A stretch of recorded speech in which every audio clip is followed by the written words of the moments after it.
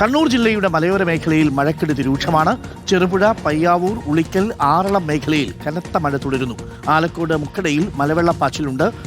കാർത്തികപുരത്ത് അതിശക്തമായ കുത്തൊഴുക്കിൽ മണക്കടവ് പാലം മുങ്ങി. കുത്തൊഴുക്കിൽ മരത്തടി കൈവരിയിലിടിച്ച് ആനയിടി പാലം തകർന്നു. കോടിയേരി മുഴിക്കരയിൽ വീട്ടുമതിലും കിണറും തകർന്നു. നീരൊഴുക്ക് വർദ്ധിച്ചതോടെ പഴശ്ശി ഡാമിന്റെ ഷട്ടറുകൾ കൂടുതൽ ഉയർത്തി. മണ്ണിടിച്ചിലിനെ തുടർന്ന് കണ്ണൂർ പാൽച്ചുരം വഴിയുള്ള ഗതാഗതം നിരോധിച്ചു. അർജുൻ കല്യാടുണ്ട് കൂടുതൽ വിവരങ്ങളുമായി. അർജുൻ കല്യാട്, എങ്ങനെയാണ് കണ്ണൂരിൽ മഴ ഒരു ദുരിതപ്പെയ്ത്തായി മാറിയത്? ഡോക്ടർ, ഞാനിപ്പോൾ നിൽക്കുന്നത് മയ്യിൽ നണിശ്ശേരി കടവ് സമീപത്താണ്. വളപട്ടണം പുഴയാണ് എൻ്റെ തൊട്ടു പിന്നിലുള്ളത്. ഇവിടെ ഇപ്പോൾ മഴയ്ക്ക് അല്പം ശമനമുണ്ട്. പക്ഷേ മലയോര മേഖലയിലെല്ലാം ശക്തമായ മഴ ഇപ്പോഴും പെയ്യുന്നുണ്ട് എന്നാണ് നമുക്ക് മനസ്സിലാക്കാൻ വേണ്ടി കഴിയുന്നത്.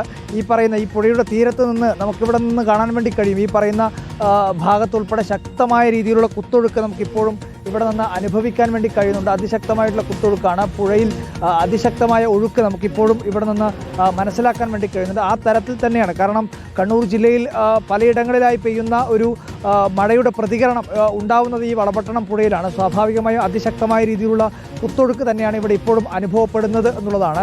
എന്തായാലും അതിശക്തമായ രീതിയിലുള്ള മഴ മലയോര മേഖലയിൽ ഇപ്പോഴും തുടരുന്നു. ഞാൻ നിൽക്കുന്ന ഈ പറയുന്ന നണിശ്ശേരി കടവിൻ്റെ സമീപത്തുള്ള പ്രദേശങ്ങളിൽ മഴയ്ക്ക് അല്പം ശമനമുണ്ട്.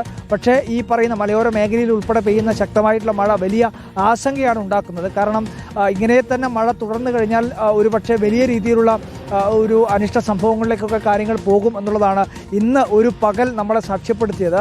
ഈ പറയുന്ന മേഖലകളിൽ ഈ ചെറുപുഴ, അതുപോലെ തന്നെ ചപ്പാരപ്പടവ്, ആലക്കോട്, ഉദയഗിരി, കാർത്തികപുരം തുടങ്ങിയിട്ടുള്ള മേഖലകളിലെല്ലാം അവിടെയുള്ള പല പാലങ്ങളും വെള്ളത്തിനടിയിലാണ്. അവിടെയുള്ള നിരവധിയായിട്ടുള്ള കുടുംബങ്ങൾ ഇപ്പോൾ മാറ്റിപ്പാർപ്പിച്ചിട്ടുണ്ട്. അവിടെയുള്ള നിരവധിയായിട്ടുള്ള കടകൾ ഇപ്പോൾ വെള്ളത്തിനടിയിൽ തന്നെയായിട്ടുണ്ട്.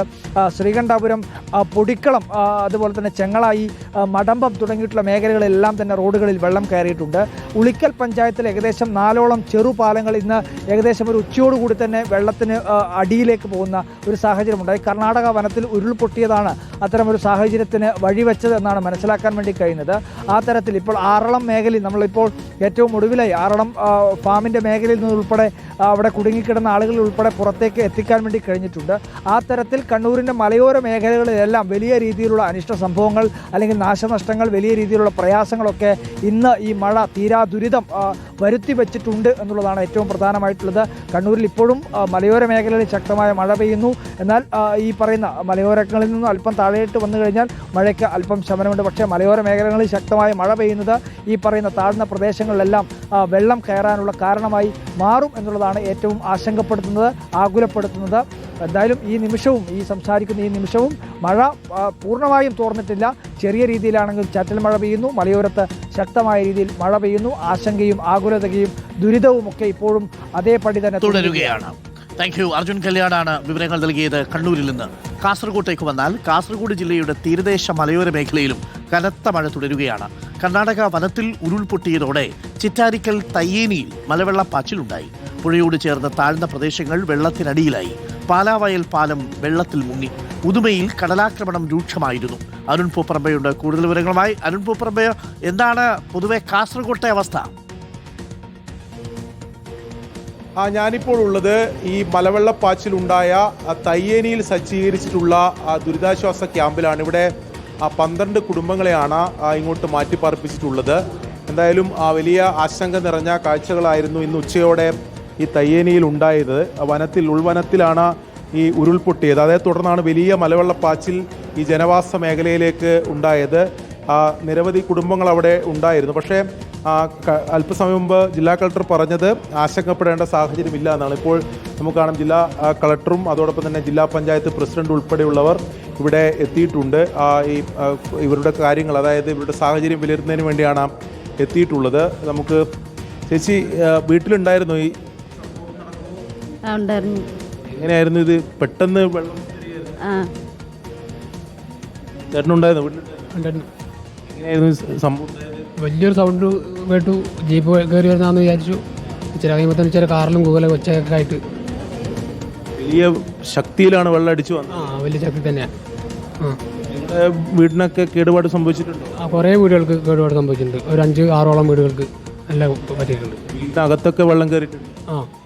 വീടിനകത്ത് മുട്ടോളം വെള്ളമുള്ള വീടുകളൊക്കെ ഇപ്പോഴും ഉണ്ട് അവിടെ. നിലവിലിവിടെ 12 കുടുംബങ്ങളെയാണ് മാറ്റിപ്പാർപ്പിച്ചിട്ടുള്ളത്. നമുക്ക് അവരോട്, ചേച്ചി വീട്ടിലുണ്ടായിരുന്നു, ഈ മലവെള്ളം ഒലിച്ചു വരുമ്പോൾ വീട്ടിലുണ്ടായിരുന്നോ? അത് ശരിക്കും വെള്ളം വന്നു, വീട്ടിലൊക്കെ വെള്ളം കയറിയോ? വീട്ടിൽ വെള്ളം കയറി, വീട്ടിലൊക്കെ വെള്ളം കയറിയോ? വീടിൻ്റെ മുറ്റമൊക്കെ വെള്ളം നിറഞ്ഞിട്ടുണ്ടായി. വലിയ ഓരോ പൊട്ടിയിട്ട് വലിയ മലയിൽ നിന്നായിരുന്നു വന്ന് തോട്ടിത്തെ വെള്ളമെല്ലാം മറ്റേ വീടിൻ്റെ മുറ്റം തന്നെ നിറഞ്ഞൊഴുകി. അടുത്ത വീട്ടിലേക്ക് ഓടുമ്പോഴത്തേനും അവരുടെ വീടെല്ലാം മറ്റേ വീടിൻ്റെ വേക്കിലെല്ലാം പൊട്ടിക്കാനാടെല്ലാം മൂടി കിടക്കുമായിരുന്നു. എങ്ങോട്ടും ഓടാൻ നോക്കിയിട്ട് പറ്റിയില്ലായിരുന്നു. എല്ലാവരുടെയും അപകടം തന്നെയായിരുന്നു. ഇവർക്ക് വേണ്ട എല്ലാ സജ്ജീകരണങ്ങളും ഇവിടെ ജില്ലാ ഭരണകൂടം തന്നെ നേതൃത്വത്തിൽ ഒരുക്കിയിട്ടുണ്ട്. അവർക്ക് ഇവിടെ ക്യാമ്പ്, മറ്റ് ഭക്ഷണം കാര്യങ്ങളൊക്കെ ഒരുക്കിയിട്ടുണ്ട്. ജില്ലാ കളക്ടറും ജില്ലാ പഞ്ചായത്ത് പ്രസിഡന്റും നമ്മോടൊപ്പം ഉണ്ട്. ഇവർക്ക് അതായത് സുരക്ഷിതമായി എല്ലാവരെയും മാറ്റാൻ സാധിക്കും. നമ്മൾ ഇതുവരെയുള്ള എല്ലാവരും സേഫായിട്ട് മാറ്റാൻ സാധിച്ചിട്ടുണ്ട്. നമ്മളിപ്പോൾ ക്യാമ്പ് ഇവിടെ സ്കൂളിൽ സജ്ജീകരിച്ചിട്ടുണ്ട്. വേണ്ട സൗകര്യങ്ങൾ നമ്മൾ ചെയ്തു വരുന്നുണ്ട്. ഇപ്പോൾ നമ്മളിപ്പോൾ കണക്ഷൻ എല്ലായിടത്തും പോയതുകൊണ്ടാണ് കറണ്ട് ഇല്ലാത്തത്. ജനറേറ്ററും അഡീഷണലായിട്ട് നമ്മൾ ചെയ്തിട്ടുണ്ട്. ഭക്ഷണം, മറ്റെല്ലാ സൗകര്യങ്ങളും നമ്മൾ ചെയ്തിട്ടുണ്ട്. എത്ര ദിവസം വേണോ അത്ര ദിവസത്തേക്കുള്ള സംവിധാനങ്ങൾ നമ്മളിവിടെ ചെയ്യും. ഇപ്പോൾ നാളെ നമ്മൾ എന്താണ് ആക്ച്വലി സംഭവിച്ചത്, എത്രത്തോളം ഡാമേജ്, ആ കാര്യങ്ങൾ നമ്മൾ വാലുവേറ്റ് ചെയ്തിട്ട് തുടർ നടപടികൾ നമ്മൾ ഗവൺമെൻറ്റുമായിട്ട് ആലോചിച്ചുകൊണ്ട് നമ്മളത് ചെയ്യും. ഉച്ചക്ക് വന്ന ആ ദൃശ്യങ്ങൾ കുറച്ച് ആശങ്കപ്പെടുന്നതാണ്. ഇപ്പോൾ എന്തായാലും മറ്റ് കാഷ്വാലിറ്റി ഒന്നും ഇല്ലാതെ അത് കാഷ്വാലിറ്റി ഇല്ലാത്തത് തന്നെ ഒരു യഥാർത്ഥത്തിൽ മഹാഭാവമാണ്. വലിയ ഒരു ദുരന്തമാണ് യഥാർത്ഥത്തിൽ. മറ്റ് ആളപായമോ അപകടങ്ങളോ ഇല്ലാതെ രക്ഷപ്പെട്ടത്. തീർച്ചയായും അതൊരു നമ്മുടെ ജില്ലയെ സംബന്ധിച്ച് ഏറ്റവും ഭയാനകമായ വലിയ ഒരു സംഭവമായി മാറുമായിരുന്നു. പക്ഷേ ജനങ്ങളുടെയും എല്ലാവരുടെയും ഒരു വലിയ നിലയിലേക്കുള്ള ദുരിതാശ്വാസ പ്രവർത്തനങ്ങളുടെ എല്ലാം ഭാഗമായിക്കൊണ്ട് മുഴുവൻ ആളുകളെയും ഇപ്പോൾ മാറ്റിപ്പാർപ്പിക്കാൻ വേണ്ടി കഴിഞ്ഞിട്ടുണ്ട്. ആർക്കും ഇതുവരെയും മറ്റു രീതിയിലുള്ള പരിക്കുകളോ മറ്റു കാര്യങ്ങളോ ഇല്ല. ഈ ഒറ്റപ്പെട്ട മഴ ഇപ്പോഴും തുടർന്നുകൊണ്ടിരിക്കുന്നു എന്നുള്ളൊരു അപകട ഭീഷണി ഇപ്പോഴും ഉണ്ട്, ഇപ്പോഴും നിലനിൽക്കുന്നുണ്ട്. ചില സ്ഥലത്ത് മണ്ണിടിച്ചിൽ ഇപ്പോഴും ഉണ്ട്. JCB എല്ലാം ഉപയോഗപ്പെടുത്തി രാത്രിയിൽ ചില സ്ഥല റോഡുകൾ നമുക്കിപ്പം ആളുകളെയൊക്കെ ഇങ്ങോട്ട് മാറ്റിപ്പാർപ്പിക്കേണ്ടിരുന്ന ഗതാഗത യോഗ്യമാക്കുന്നതിനുള്ള ചില ചെറിയ പ്രവർത്തനങ്ങൾ ഇപ്പോൾ നടക്കുന്നുണ്ട്. കളക്ടർ പറഞ്ഞതുപോലെ നാളെ രാവിലെ കാര്യങ്ങളൊക്കെ പരിശോധിച്ചുകൊണ്ട് എല്ലാ നിലയിലേക്കുള്ള പ്രവർത്തനങ്ങളും അടിയന്തരമായി നടത്തുന്നതിനാവശ്യമായിട്ടുള്ള സംവിധാനങ്ങൾ സ്വീകരിച്ചു വരികയാണ്. എല്ലാ സജ്ജീകരണങ്ങളും ഇവിടെ ഒരുക്കിയിട്ടുണ്ട്. മറ്റ് ആർക്കും തന്നെ പരിക്കുകളോ ഒന്നും സംഭവിച്ചിട്ടില്ല. വീട്ടിൽ നിന്ന് അവിടെ അപകട ഭീഷണി ഇപ്പോഴും ഉണ്ട്. ഏതെങ്കിലും തരത്തിൽ മഴ തുടരുകയാണ്. ഇനിയും ഉരുൾപൊട്ടൽ ഒക്കെ ഉണ്ടാകാനുള്ള സാധ്യതയുണ്ട്. അതുകൊണ്ട് തന്നെ അവിടെ നിന്നുള്ള എല്ലാ കുടുംബങ്ങളെയും മാറ്റി പാർപ്പിച്ചിട്ടുണ്ട്. സമീപത്തൊരു സ്കൂളിലാണ് നിലവിൽ അവർ കഴിയുന്നത്. കൂടുതൽ മഴക്കെടുതിയുടെ ദൃശ്യങ്ങളുണ്ട്, വാർത്തകളുണ്ട്. ഓരോ ഇടത്തു നിന്നുള്ള ദൃശ്യങ്ങളും ഞങ്ങളുടെ റിപ്പോർട്ടർമാർ തത്സമയം പ്രേക്ഷകർക്ക് നൽകിയിരുന്നു. ഇന്ന് പുലർച്ചെ 5 മണി മുതൽ നമ്മുടെ റിപ്പോർട്ടർമാർ വിവിധയിടങ്ങളിൽ നിന്ന് തത്സമയം വാർത്തകൾ പ്രേക്ഷകർക്ക് നൽകുകയായിരുന്നു.